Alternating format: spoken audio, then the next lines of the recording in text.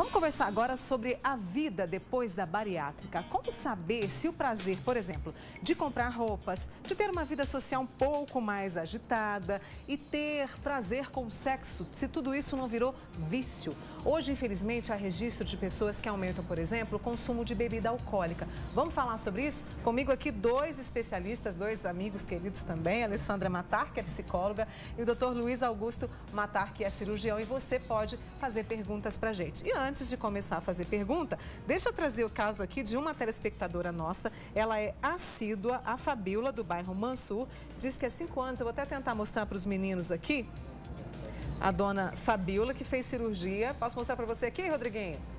Há 5 anos ela fez a cirurgia e ela está feliz porque pôde comemorar, né, as datas agora com as filhas, com as netas, sem dores, sem reclamação. A maioria é assim, não é? A maioria é assim. O paciente, quando chega ao ponto de ter que fazer uma cirurgia bariátrica, ele tem a obesidade mórbida, tomou conta do organismo dele e ele tem múltiplas limitações, né? Além dos problemas que a obesidade traz, esses problemas de dores, problemas ortopédicos são muito comuns, né? E após a cirurgia, quando ele perde uma quantidade grande de peso, a maioria das pessoas melhora muito a qualidade de vida, essas dores vão embora, melhora muito a saúde em geral, né? Só que depois tem que ter um controle sobre isso. E que é um acompanhamento de uma equipe multidisciplinar, né? E essa questão, como saber o equilíbrio, né? Olha, agora eu tenho prazer de comprar roupa, agora eu tenho prazer de namorar alguém. Como encontrar esse equilíbrio, Alessandra? Eu acho que o que acontece antes da cirurgia, a maioria dos pacientes que vão fazer cirurgia bariátrica tomam já algum remédio ou para depressão, ou para transtorno da ansiedade, transtorno do pânico. Então, eles já vêm com algumas questões emocionais que precisam ser tratadas e acompanhadas após a cirurgia. E existe uma fantasia que quando ele for operar e emagrecer, isso vai ser curado. E não vai, Mônica. Esse é o grande problema da cirurgia bariátrica. O que o paciente espera da cirurgia e o que a equipe trabalha com ele sobre a realidade da cirurgia. Então, esse paciente não pode abandonar o tratamento. Então, esse paciente pode ter troca de compulsão. Exatamente. Então, o paciente chega já fazendo uso de álcool, mas depois que opera, pode aumentar esse abuso do álcool. Ele já tinha uma compulsão em compras, mas não para ele, porque não servia a roupa para ele. Então, ele tinha uma compulsão em compras, mas ele dava muito presente para as outras pessoas.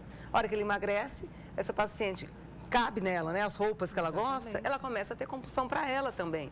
Então, é uma continuidade. Eu acho que não é nem que começa a ter, mas que continua tendo, e isso não pode. Então, o paciente para operar, ele tem que estar equilibrado emocionalmente. Então, o psiquiatra tem que ter liberado e o psicólogo. Mas depois da cirurgia, esse tratamento tem que continuar. O acompanhamento com a equipe tem que continuar. Mesmo porque fazer recorrentemente, né, os procedimentos não é indicado, Luiz? Quando o paciente, o tempo vai passando e ele vai perdendo o foco, existe uma chance dele reganhar peso, né? E no passado se questionou muito se poderia se reoperar os pacientes para que ele perdesse peso novamente. Isso foi feito durante um período e isso mostrou muito perigoso. O risco-benefício não era vantajoso.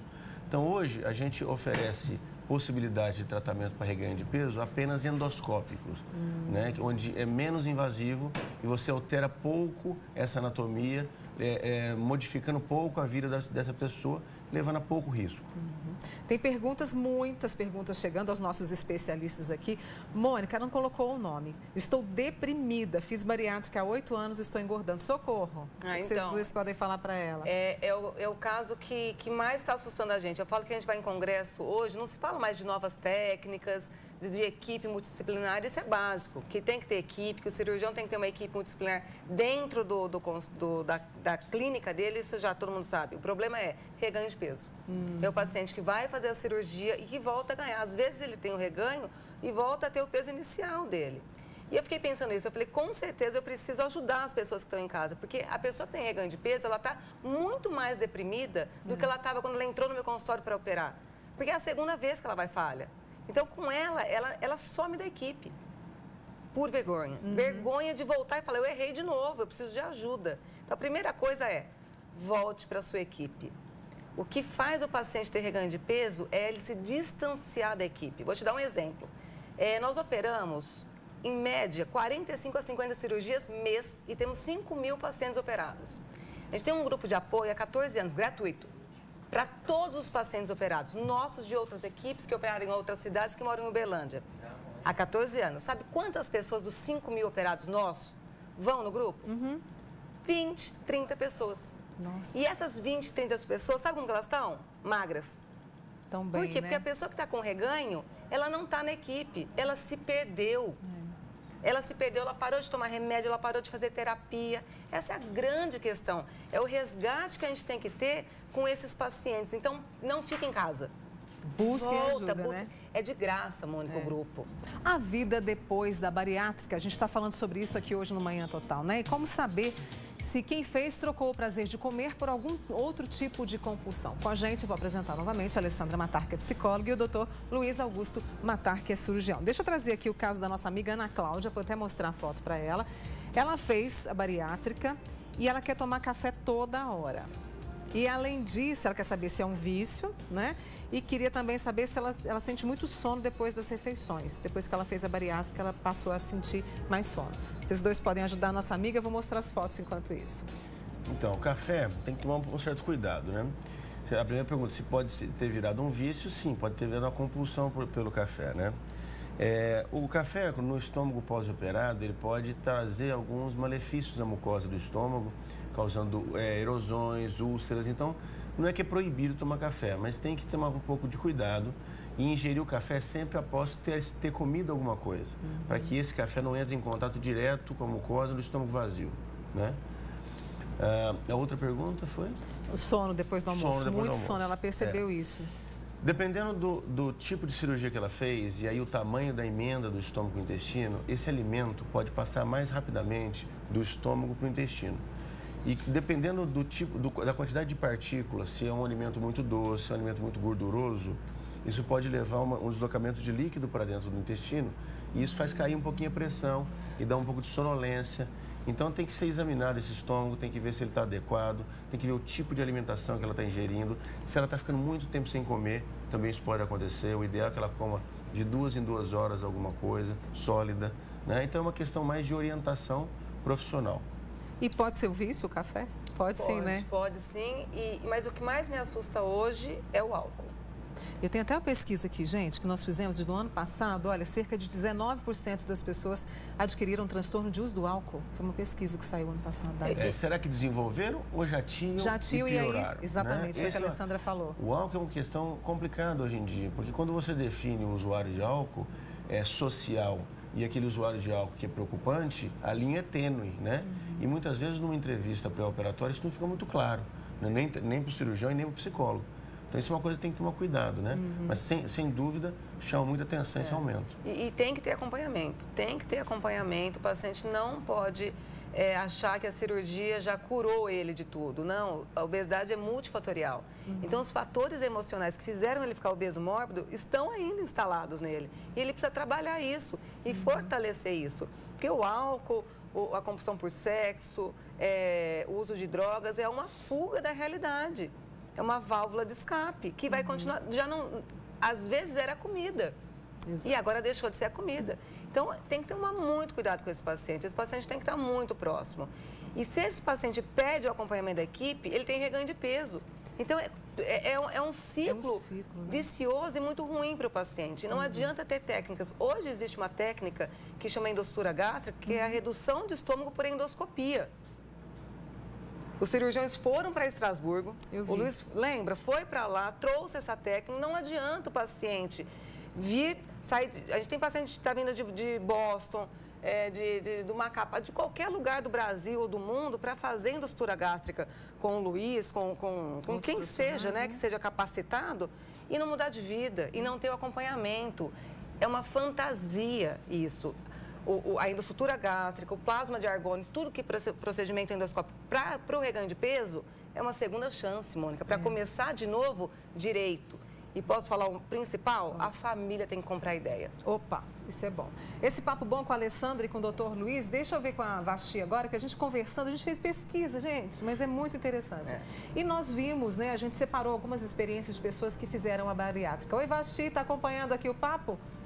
Tô sim, Mônica, tô acompanhando aqui e trago depoimentos fortes também, porque muita gente vai até a internet para se manifestar, para dar sua opinião sobre esse assunto, e a gente pegou então alguns desses depoimentos para trazer e jogar junto na conversa aí para a gente ter mais o que discutir. Eu tenho aqui, por exemplo, o depoimento de uma mulher, a gente não vai identificar nenhuma delas, tá? São depoimentos que estavam na internet, a gente achou por bem preservar a identidade das pessoas.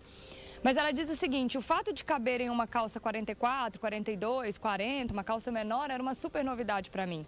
O que o magro talvez desconheça é que a vida do obeso é extremamente sofrida em vários aspectos. Um deles é você não encontrar para comprar uma calça jeans decente numa loja de gente normal e vive entrando às escondidas na gorda elegante à procura de qualquer modelito 52 que possa lhe servir. A pessoa que veste acima do 44 sofre bullying diário. E aí, de repente, não mais que de repente, você passa a encontrar em todas as lojas do shopping algo que lhe caia como uma luva e que você nunca teve oportunidade de usar, não por falta de dinheiro, mas por não existir do seu tamanho. E aí é óbvio e natural que você queira comprar todas, uma de cada cor, uma de cada modelo, uma de cada prateleira da loja. Isso pode ser chamado de vício? Não seria muito cruel dizer que esse paciente trocou de vício? Um depoimento aí para esquentar nossa conversa. Então, vocês acompanharam esse depoimento, muito né? interessante. Essa definição de o que é da normalidade é complicado, né? Quando a gente fala em compulsão por compras, que é o exemplo que foi dado, a gente fala daquela pessoa que ela entra e começa a fazer cartão crediário em várias lojas e perde o controle disso, não consegue pagar suas próprias contas. Isso saiu da normalidade, né? Mulheres jovens, elegantes, comprarem muita roupa, a gente vê todo dia até em casa. Agora, o que não pode é perder o controle disso, né? Se a coisa saiu da normalidade, aí chama atenção e a gente tem que preocupar. E compulsão, que a gente tem que pensar, o que é compulsão? É quando sai do controle, é o que o Luiz falou mesmo, é quando passa a ter dívida, o álcool, quando o paciente começa a beber e no outro dia ele não vai trabalhar, que afeta o convívio familiar. Então, a gente tem que tomar muito cuidado mesmo. Eu teve uma paciente que o marido dela me ligou e falou: Alessandra, eu não aguento mais, você vai ter que me ajudar, minha mulher, a comprar roupa para minha mulher. Ela está compulsiva. Ela me ligou e falou: Alessandra, não é isso, eu perdi todas as minhas roupas. Aí teve que... Todos os meus sapatos, eu preciso comprar. Então, é isso que a gente precisa. Esse paciente precisa voltar para a gente ver o que está acontecendo. Porque, às vezes, é verdade, não é uma compulsão. Ela só está repondo, porque ela não consegue trabalhar com a roupa que ela tem. Ai, que papo bom. Vou ter que interromper de novo aqui, porque a gente tem mais notícias para você aqui no Manhã Total. Já estou combinando com esses dois deles voltarem, viu? Me dá mais um minutinho? Pode. Então, tá bom. A gente continua o nosso assunto sobre cirurgia bariátrica, pós-bariátrica. Eu estou com a Alessandra Matar e também com o Dr. Luiz Augusto. Deixa eu trazer o caso da Alessandra. Ela disse que é filha de vocês. Emagreceu 50 quilos e nunca mais engordou. Faz todos os controles anualmente e ela traz o seguinte: depois da compulsão vem a culpa e o vazio. Deixa eu mostrar as fotos dela aqui. É isso mesmo? É isso mesmo. Eu acho que a obesidade, desde quando os pacientes procuram tratamento, ele ainda é obeso, ele passa por um processo onde ele desconta muitas frustrações e problemas da vida dele na alimentação. Mas ele sabe que aquilo é errado e o prazer momentâneo que aquilo traz para ele a nível de neurotransmissores cerebrais, isso é muito rápido, essa satisfação. É muito rápido.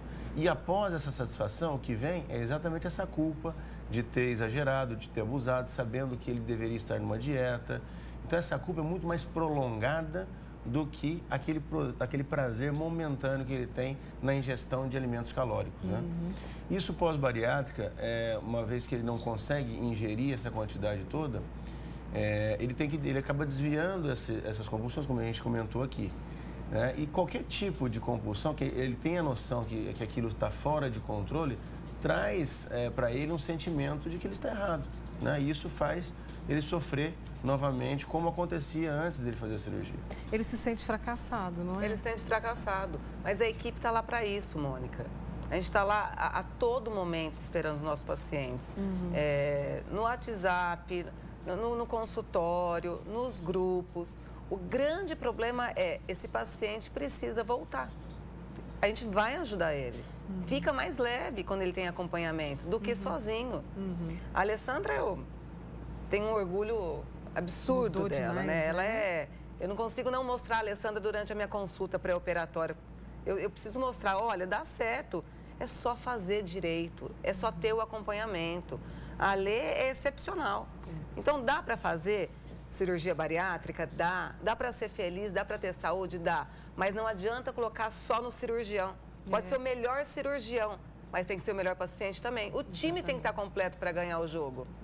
Vamos trazer o Tite aí da seleção brasileira, né? Olha só, tem uma amiga nossa aqui, a Vera Lúcia Rosa. Ela fez, né, a cirurgia, marcou aqui no Hospital de Clínicas. Ela quer saber se tem, né, essa equipe de apoio no sistema público e sobre gás, o gás que se aplica. Não entendi o que é essa pergunta dela. Será que é durante? Tem algum deve ser o plasma de argônio. Plasma de argônio. Vamos tentar interpretar. No SUS, toda a equipe credenciada pelo SUS obrigatoriamente tem que ter a equipe multidisciplinar. Então, isso é uma coisa que funciona bem, todos os profissionais atuam em conjunto, então ela pode ter tranquilidade que ela vai ser bem assistida, né? O gás pode ser, vamos interpretar de duas maneiras aí. Quando a gente faz a cirurgia por videolaparoscopia, a gente insufla a barriga com gás carbônico para ter espaço para trabalhar. Isso é um procedimento natural para qualquer cirurgia laparoscópica, não traz nenhum malefício para a saúde, aquilo é esvaziado no final, né? Quando a pessoa reganha peso, uma das formas de tratamento endoscópico é a aplicação de um laser que é através do gás argônio.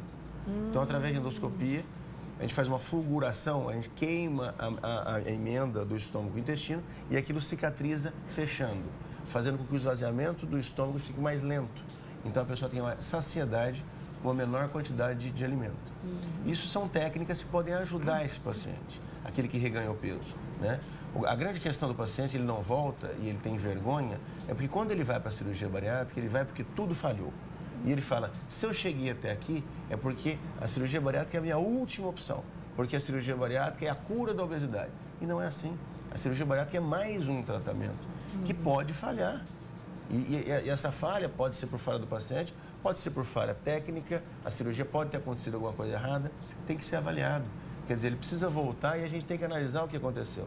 Se não tiver nenhum problema técnico, anatômico, a gente tem que trabalhar tanto a equipe multidisciplinar, como algumas possibilidades técnicas que a gente pode ajudá-lo a ter empurrões novamente para que ele volte ao caminho correto. Exatamente, porque obesidade não tem cura, uma vigília constante, né? E não só do paciente que operou, minha, sua. Exatamente. Ontem eu estava subindo a Oscarina treinando. Ai, adoro ali. No meio da Oscarina eu falava, o que eu estou fazendo aqui? Não é loucura. Mas na hora que acabou, eu fiquei tão satisfeita, tão realizada, então vale a pena.